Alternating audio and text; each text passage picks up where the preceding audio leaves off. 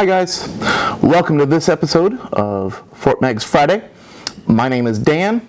With me is John. We are staff members here at Fort Meigs Historic Site, and as always we're talking about history related to the War of 1812. With us today we have several pieces of equipment that soldiers would have used here over 200 years ago.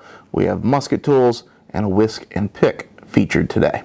Yes, very simple tools a soldier would have carried in camp and on the battlefield. The first I'd like to talk about are the musket tools themselves. These would have been fashioned by the blacksmith, and each soldier would have carried one of these tiny devices really in their cartridge box. It is sort of a multi-tool of the era, and it helps you service your musket. It has a screwdriver on one end, as you can see, and you can take the complete musket apart using the screwdriver here.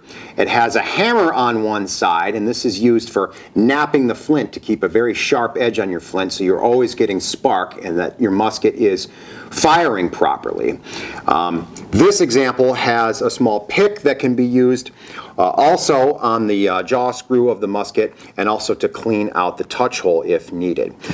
We do have some examples in our museum that were unearthed here at the site.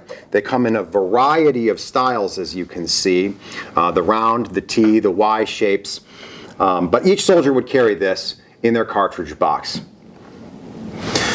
In addition to carrying the musket tool, they also would often have what's called a whisk and a pick, and ours are usually attached to our belts. And what I have here is the bayonet belt that we wear when we are dressed as soldiers here at Fort Meigs, and attached to the belt buckle is the whisk and the pick, and it's always within easy reach. It's right there on the front of your chest so you can get to it quickly.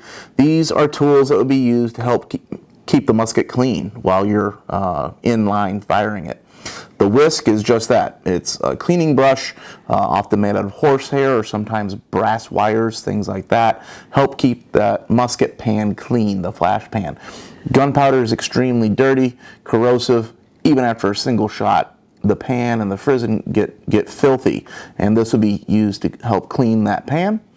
And that touch hole in the side of the barrel can sometimes get clogged up, which can cause a flash in the pan misfire. And this pick would be used to break open that touch hole.